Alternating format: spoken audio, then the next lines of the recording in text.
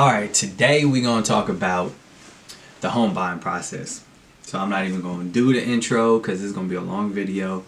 But I just bought a home and I want to talk about the process for those looking to buy a home in 2022. Alright, so we can just start off with kind of my game plan for buying a home. My game plan was to use what's called a down payment assistance program. And so doing a lot of research on it, you could potentially save, you don't have to put a down payment, so you could save thousands of dollars, right? Obviously there's some caveats, and so the down payment assistance program is pretty much like a second lien, and so when you go to sell, refi, or change title in the home, you have to pretty much pay that lien off before you can do so. So let's say you're down in California, it only goes up to $15,000. So let's just use $15,000. Say you wanted to do the down payment assistance program for $15,000, right? You'd get that original loan. Say you're buying a $400,000 house, you'd get that original loan for $380 or whatever, and then you'd have that second lien of $15,000 tackled on top of that. So I was looking into that and stuff, interest rates, and just kind of, whether it would work for me or not. I mean, because coming $0 out of pocket is amazing, right? But then I was talking to a lender, and she was like, you still got closing costs, right? And so I was like, oh yeah. And in California, closing costs is thousands of dollars. It's not like $2,000, right? So I'm like, oh yeah. So I would be coming. I was like, well, do you have a program for that? And they do. And so that's essentially called a ZIP. I forgot what it's called, but it's a ZIP something down payment thing. And that's the third lien. So you can have your big mortgage, you can have your second lien, which would be your down payment, and then you can have your third lien. And that one is, that they're pretty good. You're not really paying interest on any of them, maybe but like 0.01 or something crazy low. Like it's crazy. These programs are really good, really good, and I would have did it, but it just didn't work for the situation. Like I have good credit, and I found someone who could help put money down, and that worked better. But I definitely am gonna look into this down payment assistance program in the future. Another thing is I couldn't even qualify by myself, so I needed a co-signer. And so that was the reason I couldn't use the down payment assistance program, is because you can't do it with two people. It just has to be you, and it has to be your primary residence. So yeah, that was like my plan. I was working on that for a couple months, and then found out like I couldn't do it. Couldn't even qualify for like a house in California pretty much, which is kind of insane because like I make good income, got a high ass credit score, and like it just can't. Reason being is the way I do my businesses, I depreciate a lot of the assets just like any other business, or cash flow, and so the businesses look negative in the eyes of the IRS, right? Whatever. But and so when you submit your tax returns to a lender, it's like, oh, you're negative, so that's your income is you're negative. So how are you gonna buy a house? Yeah. So pretty much we decided not to use my business income, even though my businesses are like, they're okay. We decided not to because it shows that it's negative. So we only used my W-2, one W-2, right? Which isn't enough, right? Because you're using one W-2, but you still have these, let's say for my car rental business, I still have these car notes on my credit, right? On my personal credit. And so when I'm talking to my lender, like, hey, like, I never pay my car notes out of my personal credit. Like, it's all through my business. Like, they've been paid for. I could show you for like 5 years, never missed a payment. Like, can we get those waived? And she's like, yeah, but we would have to look at your tax returns. And then once we look at your tax returns, we see that it's negative, and so yeah, it's just a bunch of stuff. So it's better to just rely on the W-2 and your personal credit. I was like, damn, well, what was the whole point of doing all this, right? Like, so that was kind of annoying, and yeah, So going through that, trying to figure out like, all right, well, what's next? Let's see what I could qualify for. And my credit was like in the 800s, but I think like the home lenders, they use like a different thing. So it ended up being like 777, which was my credit score, which is really good. But then like I still didn't qualify for a lot. So I qualified for like in California, like $269,000 house. Where the hell am I gonna get that? I'm gonna get like a broken down garage somewhere, right? So I'm like, what the hell? What do I do now? And so she was like, well, do you have anyone who could co-sign, or like anyone who can, help? And I'm like thinking, and I just like, well, do I really want to bring someone in on this deal? Like, I don't know. But thankfully, I was already talking to my homie before about, hey, like we should buy a house together, like I think it's good to invest, two young black men, we need to get this journey started and build for, the generations to come. And like, so we already had these sit downs with someone, and so I was like, yeah, let me see if maybe you want to co-sign or something. And so I asked my friend if he wanted to co-sign, and thankfully he was like, yeah, let's do it. And so got that process going. We both were able to qualify. What I was aiming for is a $400,000 house, pretty much max, or let's say like 415 max. But I really wanted something in the 380 to 400 range. And I was looking in Stockton and Woodland. If you guys know where Woodland is, it's like near Davis, so towards Sac. It's like 15 minutes away from UC Davis. Really good area because it's a college town, and no Airbnb laws or anything. So really good area. But their houses were gone. Like when I was looking in 2020, there was houses, good area, like 200 to 300K. And then I was looking this year in 2021, it was like 5 houses on the market, way overpriced, like needed a lot of work. It was crazy. So I went back to Stockton, started looking at Stockton because the appreciation there is really good. And a lot of people are moving away from the city and further out in the outer cities to get more land for what they're buying. And so I was looking at Stockton. I thought I could really get like a 380 to 400. So we were like, all right, let's qualify for 400, and we did, both of us. And so we kind of needed to move on this kind of quickly, just because it was the end of 2021 and interest rates were rising.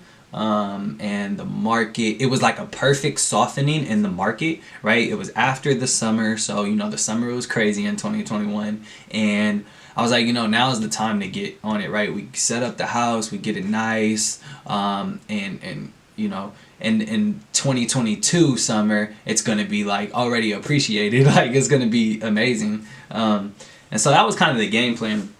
So we're searching, going back to Stockton, wasting hella gas and stuff, but eventually found a home.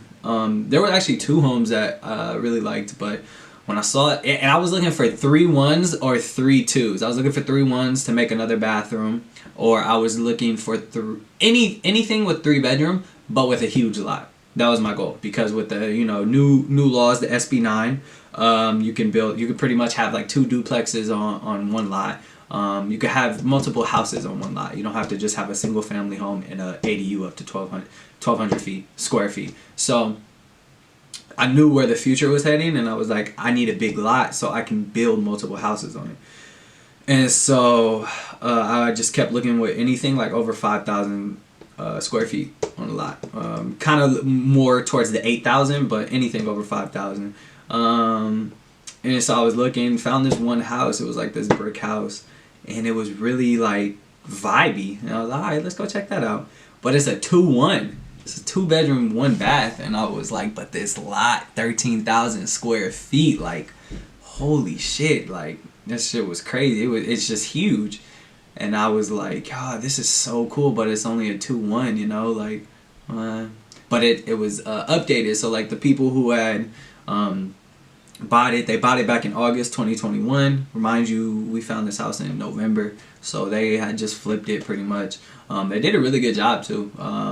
So they flipped it and made a shit ton of money. But then I was like, all right, I keep this one in the back of my head. It had just went on the market, so it was like a day on. So I was like, I need to go see as many houses as possible because I really like this one. I just need to compare. So I go see some other houses.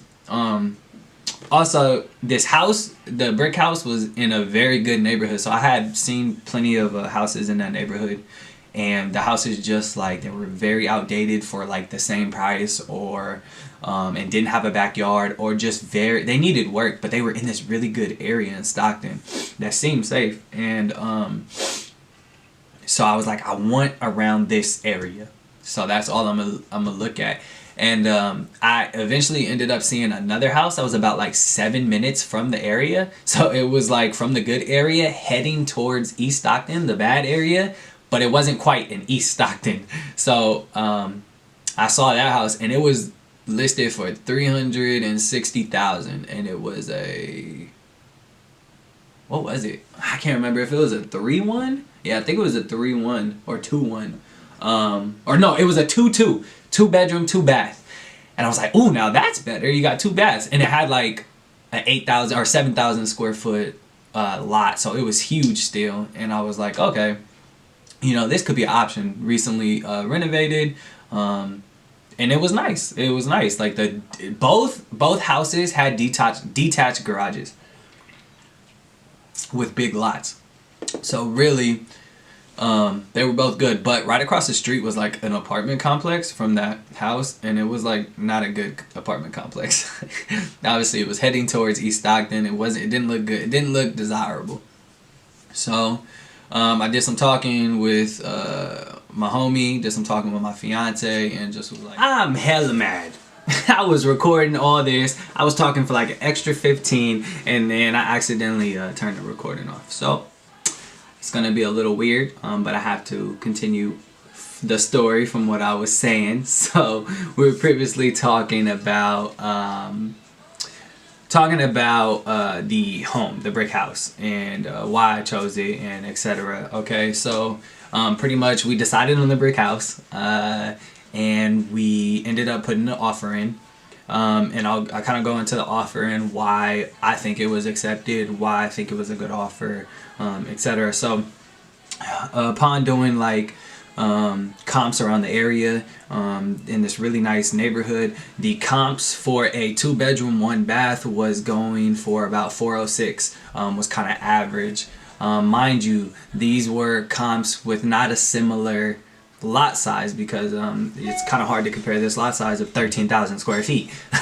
All the other lot sizes were about 7,000 square feet or less, and they were 2-1s, and they were going for 401.6. So I was like, all right, this place is listed at, I can't remember, it was 396 or 399, but 400, right, for just to say. So I was like, all right, I'm gonna put it down for 405 instead of like 400. I really wanted to do 400, but if you think about it, $5,000 over 30 years isn't really a big deal. It's like $1 a day, right? That's just random math, but I don't know. But so I was like, all right, we're gonna go in at 405 on this, and just see. And the reason why I think they accepted, oh, we got a visitor. What's up, dude? What are you doing? Yeah, I don't know what you just said. I'm kind of busy. Oh, I think I have to go deep. What? Alright. Well, this is the perks of being a dad. Right here. What's up? Can you go watch the TV? Oh, Don't touch the mic. Oh, the show's over. Okay, got it. Let me just go do that. Change the show real quick. Alright, I'm back once again. Put some cartoons on for the little man real quick while I finish this story time. But anyways, the offer we put down. I work for Fly Home, so it was kind of cool using our own products, right? I got to see it firsthand. And the product we used was it's called the Fly Homes Guaranteed.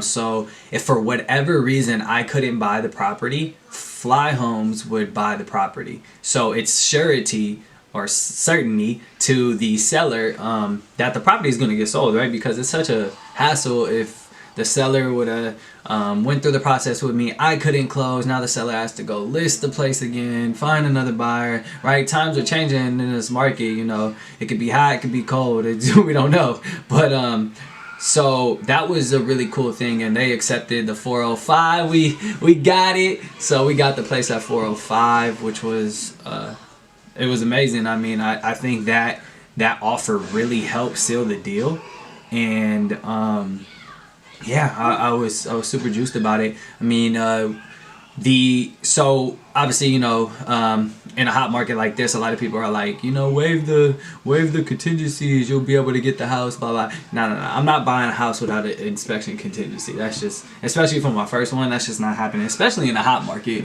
where the sellers are getting away with just throwing a fucking dud, a lemon house, you know, out there for way over asking price. Like, no. So I did an inspection contingency, and so to talk about the inspection came back pretty good. There were a couple things that like that we wanted to fix. There was the roof needed to be completely replaced. We couldn't get that because that's just a lot, so we'll do that eventually. But there was just like some little stuff, nothing crazy to stop us from buying the house. So we pretty much countered with like we asked for seller credits. I think we asked for 5,000, and the seller is also a realtor, and this was kind of like a fix and flip for her. And I think she brought in a contractor who was on the deal. So instead of the 5,000, she was just like, oh, you know, we'll fix it for you before moving day, which was, I mean, that was cool. You know, we didn't have to go do anything. And this contractor is like really well known in Stockton, so even my contractor is like, oh yeah, he does really good work, like, you know, he's trustworthy. He checked his work and was like, yeah, this was done right, blah blah blah. So that was really cool. They fixed everything that was kind of in the inspection report that was like, we kind of want to fix this right now, and that was cool. Fixed that. So we, you know, the inspection contingency, we had a couple days to think about it and back out if we wanted to, and we were just like, nah, this house is legit. 13,000 square feet, man. Like, the potential is crazy. But anyways, the appraisal, right, we skipped that. I wasn't worried about the appraisal coming back low. It actually came in at 410, I believe. So we paid 5,000 under asking, and going into this 2022, I think that it's even gonna go crazier, especially because we're adding an ADU, a studio apartment. So I was pretty happy with it, and yeah, that was kind of the offer process. And pretty much our goal with the place is to turn the detached garage into a studio apartment, have that as a rental, and then, you know, with California changing, and with the SB9 laws, you know, you're able to fit pretty much 2 duplexes on one property. You know, it used to be you could have one single family lot. You can have one single family home on a single family lot, and then up to 1,200 square feet of ADU, right? And then that's it. Now you got like pretty much 4 houses on one lot. So with 13,000 square feet in the backyard, there's a possibility of adding like a little tiny home or something back there, or another, you know, cash flowing thing. And so there's a huge future for it. But yeah, right now the focus is the ADU, and I'll get into like, you know, what the process of that right now, because that's what we're going through. Today is January 16th, and we're hoping to get it started by the end of this month or going into February. So we've kind of been talking about it. But anyways, so yeah, we got the offer accepted, and you know, this is right before Christmas, so lenders are taking a couple days off here and there, and it's just kind of crazy.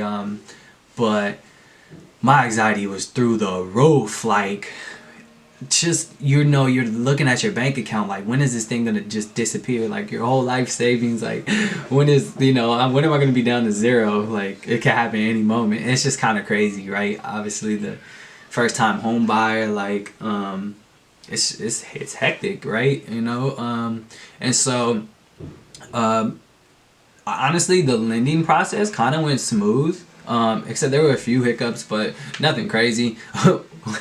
One hiccup was, I don't know if my homie wants me sharing this, but so we were chatting throughout the process, and driving to Stockton a lot is a lot on the gas tank, right? It's a lot of cost because it's like an hour drive and it's far mile wise. So my homie he had a Hellcat, and so it was hundreds of dollars just for us to go look at houses, do this stuff, go look at the house, make sure everything's okay, the fixes are being done correctly. And so he's like, man, yeah, I want a Tesla. Like, I've been thinking about a Tesla. I'm like, oh yeah, man, that'd be dope. You throw that thing on Turo, make some money. Like, yeah, just wait till after we close this house. Like, don't touch your credit, don't touch your money, don't do anything. Like, just wait. He's like, yeah. I think I'm gonna get a Tesla when that happens and stuff. I'm like, all right, cool. We hang up, and then about a week later, I just see a post on Instagram, and he got a new car. The number one no. And I think my heart dropped down to my balls. Like, sorry for the language, but no exaggeration. I was sick. I was like, yo, we just lost this deal.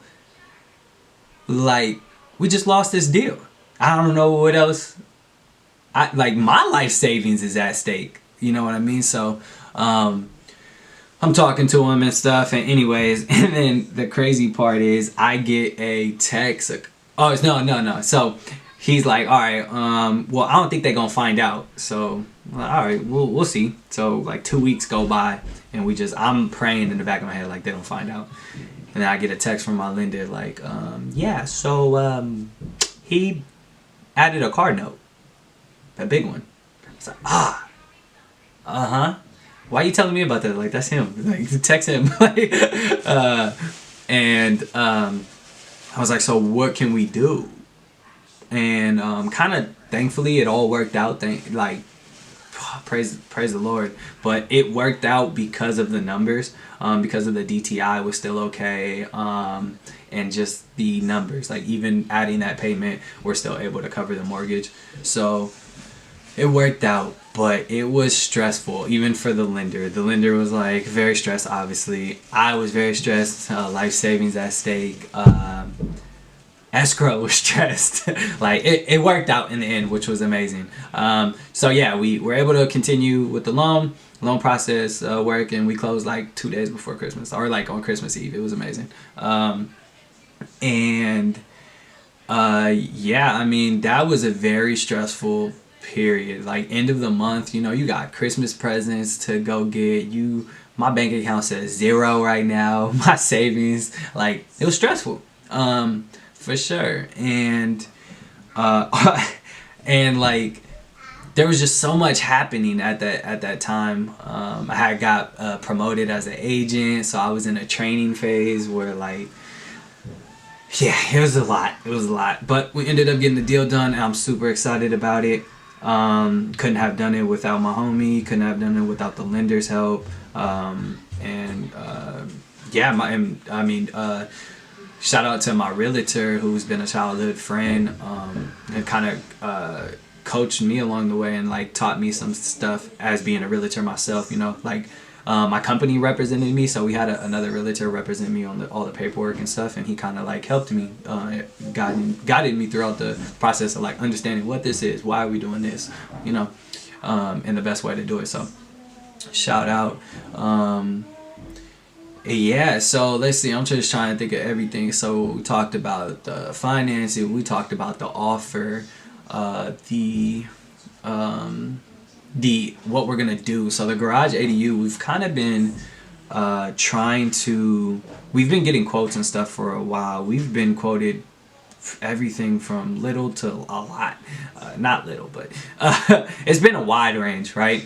And this is, I'm trying to get it permitted. I'm trying to have it legally there. And so even with the permits and even with the non-permits, it's like a lot.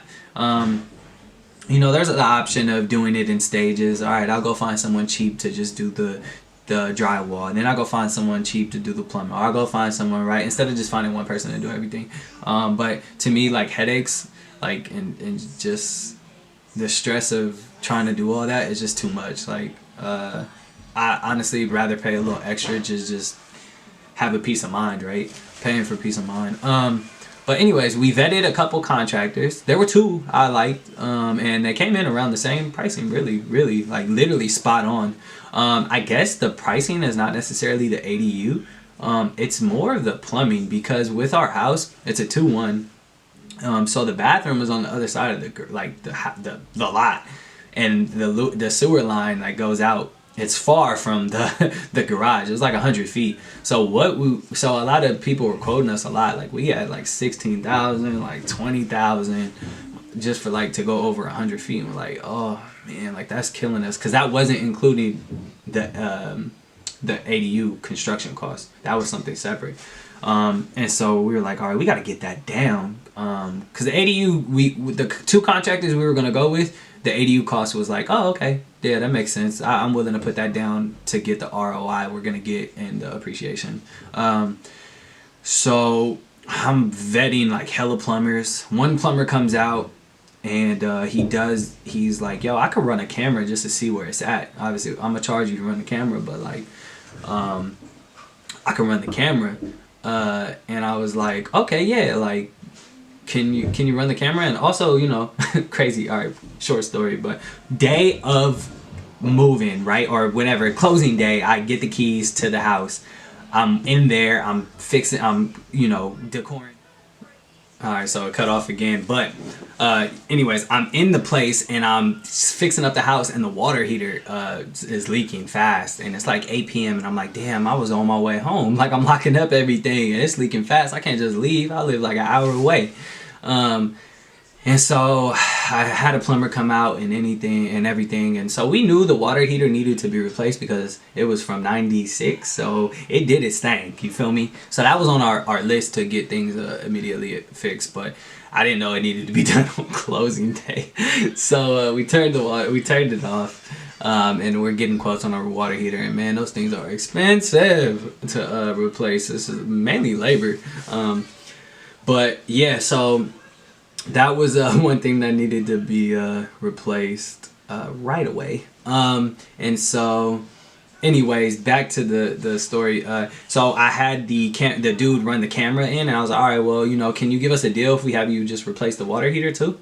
And he gave us a deal. So he did the water heater and he did the camera. And in the camera, because we needed to know, like we needed to stop being quoted 8,000 versus 20,000. We needed the budget, right? And so I was like, I need an answer. He ended up running the camera, and the camera showed that there was a sewer outage line in the backyard already, like 20 feet away from the garage. So it worked out perfectly. Instead of paying 16, 20,000 for over 100 feet, all we had to do was pay 20 feet. Like, it was amazing. So it was already back there. And the cool thing, whoever set up the house, they put like a T on it, so it could go all the way to the backyard, 13,000 square foot lot, all the way there, or it could go to the garage. So it's like they had already planned for it, and that was really cool. So we got like a less than 10,000 quoted, and that really was, I mean, amazing. So yeah, I've been quoted pretty much crazy prices. I've been quoted like 120. I've been quoted like 250,000. Yeah. I've been quoted 80,000, 100,000. I've been quoted, and then 60,000s. A lot of them were like 60,000 or 70 to 80,000 with plumbing included. I've been quoted a couple 60,000s with no plumbing, no electrical included. So we'd have to go search. So electrical, there's a lot of electricity in the garage already, so that's not a problem. It's just more like adding where we want outlets or like for the oven and all that stuff. Or so it's a lot in there. Like there's a ceiling fan in the garage already. We're good on that end. So less than $2,000 to just place where we want stuff. But the plumbing was big, so we decided to go with a contractor who just seemed to like just relate. He's also an investor in Stockton, so he kind of knows. And he hasn't done an ADU yet, a garage one. So this is gonna be interesting. But his reviews are great. He does remodels all the time. He's an investor. He knows how to keep it in budget. Very friendly. Is there on call. Like he sent out the plumber that night I needed one. He's been to fix a couple stuff. He fixed our door. Yeah, crazy story about that. But so he's there, and I really like that about him. So we decided to go with him. We were quoted about 60K. He's gonna try and get it under. This doesn't include the plumbing. So yeah, we're gonna start that hopefully soon and go from there. And yeah, but just man, this whole process has been crazy. Like I tell you, like even so the whole water heater thing was crazy. Then we move in, and first week our home gets someone tries to break in, right? And the crazy part is, this is even crazier, is like I feel like they were watching, because I mean obviously the for sale sign goes down, they know people are, you know, in the process of moving when to strike, right? But the crazy part is when we were up there, we were setting it up. I tried to set up the ring, but I had our door is thick, like, and thankfully I was mad at this time. The door is thick, so I couldn't fit the ring thing, because I wasn't trying to drill into the brick. I couldn't fit the ring thing on the door to where it could just be on there and it be on the door. And so I was like, damn, I gotta return this. Let me take the rings home and set it up. Took the ring home right after someone tries to break in our thing at night, I guess. And thankfully our door is super strong. They couldn't get in, but you could see they kicked the bottom. They like kicked it to where it cracked open, but it was so strong you can't even like stick your hand in, or you can't, like, they couldn't get it, or they would just make hella noise and people would find out. They tried kicking where the lock was. That shit didn't happen. So thankfully they didn't get in, because we had TVs in there. Nothing was really set up. A couple stuff like the couch and stuff, but I mean the main things in there were the TV. Like, but there was 3 of them, and they were hidden in the closet. So like, thankfully they couldn't get in. Blinds were closed, everything. So yeah, that was like, so to be hit with the water heater, and then the like, damn, we gotta replace the door. But we ended up not replacing the door and just fixing it up sturdy. Like it did a really good job, and I'm actually on my way. I'm about to head down there right now and check on everything. Our first guest just checked out this morning, and so that's been, yeah, I'm gonna go check on everything, so wish me luck. But yeah, that whole process was kind of like crazy, and like, I don't know, buying a house is just scary, but I'm very happy I did it, and I'm happy, like, you know, I'm learning things along the way, you know. Like, I definitely would have had the ring set up earlier. I definitely would have left a couple lights on earlier. So now we leave like lights on now, trying to get smart lights, so I can just turn it on from the app when I'm here, and it looks like people are home when there's not guests in there. Like I said, this is in a good neighborhood, so I think it was just targeted because they knew the house had just sold, and it's in a good neighborhood, but because it's a big lot and there's a canal right behind us, so there's no like neighbors, so it's a like a street like that's busy but not. And I say busy because there's a lot of traffic, you know, of people going to their hood, but they have to come through the good hood to get to their hood. So yeah, I mean, it's it's possibly an area for scouting, I would say, but it's in a good neighborhood. And so yeah, that's been crazy. Listed the place, and I mean the bookings have been crazy. Like, a lot of because it's such a big lot, a lot of people want to throw like birthday parties, kids parties, just events, right? And so we had to go into insurance about that and get insurance.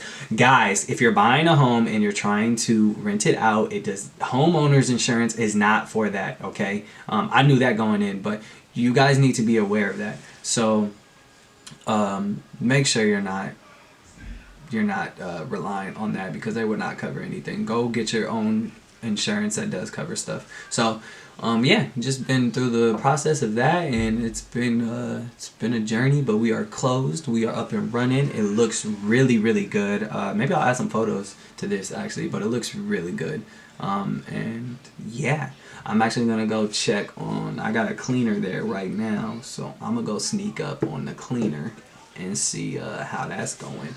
But yeah, if you guys have any questions about the home buying process, if you want to learn more about that guaranteed program, that fly homes that we offer, hit me up, and I'll definitely be happy to walk you through a presentation, answer any questions, and let's get it. I'm happy to sell a house, buy a house for you, whatever you want.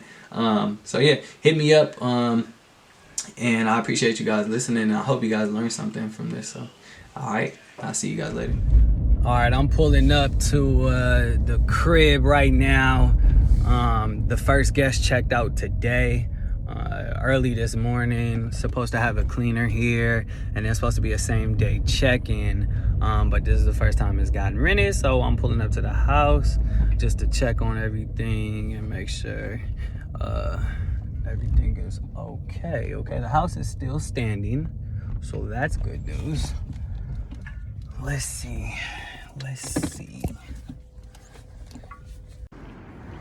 All right, walking up to the house right now.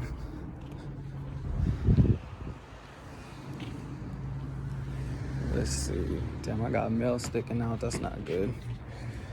Makes it seem like I ain't home. You feel me? Let's see. Sorry, I'm grabbing my key. I'm trying to open the door. All right. Well, the house isn't burned down, so let me grab this mail real quick with it. Okay. It smells good in here, actually. Can I reverse the camera while I'm talking? No, I'm gonna reverse. All right, so it looks like it's taken care of. Make sure the door is locked back here. Good. All right. Damn, this is done. Look at that. Looks like they were sleeping. Okay. Looks still intact. Got the remote over there. Door closed. Oh, wow. Okay. Already done up. Okay. Just checking everything. All right.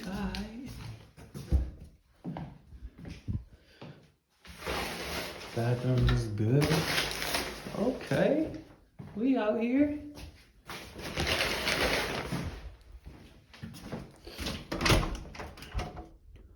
Got the linen. Door. Smells like smoke in this one, but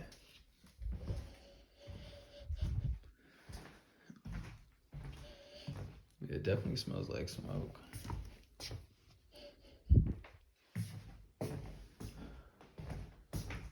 Alright, not too bad. I don't see any damage or anything, so that's good. Let's check this closet. We got towels in here. Cool. Alright, I mean, shit, seems to work. Not really no stains or anything. Wonderful. All right, here's an update. Jesus, it's been a long day already. So I get to the house and sorry, I don't even know where to start. This is ridiculous. So the whole time I'm on my way up here to the house, I'm looking at the cameras and I'm like, I ain't seen the cleaner come in. Like, maybe, whatever. And I ain't get no message like, hey, I'm running late or anything. And the camera is a Ring, so it's like pretty good. It's caught everything. It's caught cats every night. We have like cats here that live here pretty much.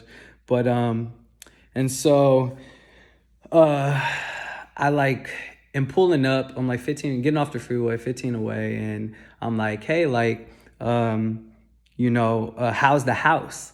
Like, does it look okay? Is it broken? Is it burnt down? You feel me? And, I get a message back saying like, cool. Like I just had to leave real quick. My daughter was hungry. Is that okay? And I didn't respond. I pulled up to the house and look, I come in. I'm like, okay, as you see in the video, the house looks nice. Like there's nothing wrong with it. So we're all, we're good. Maybe she started working and she actually, the trash looked together. It looked like someone swept. And one of the beds looked made and the other one looked like it was still being worked on. So, okay, maybe she wasn't lying. But, Yeah, she was lying.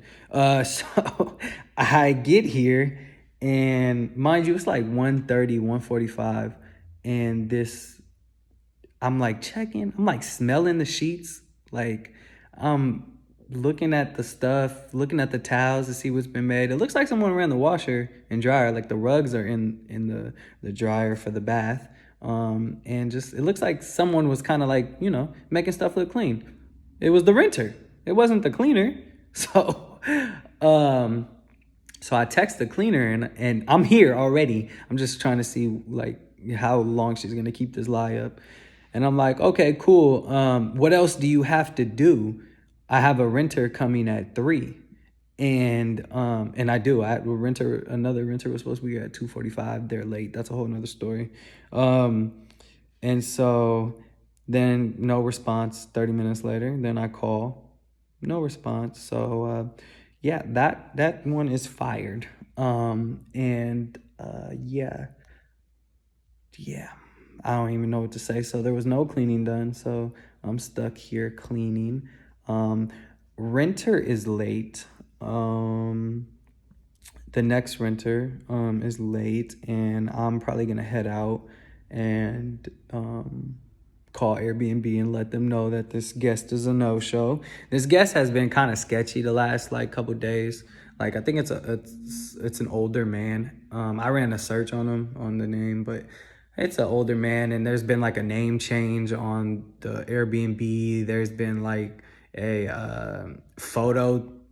a new photo where it's someone else's ID. So it's like kind of sketchy. So I wanted to be here and check him in and check his ID to make sure the name matches. That's what Airbnb um, also said I should do, because I wanted to originally cancel, but this is good money though. This rental is really good money.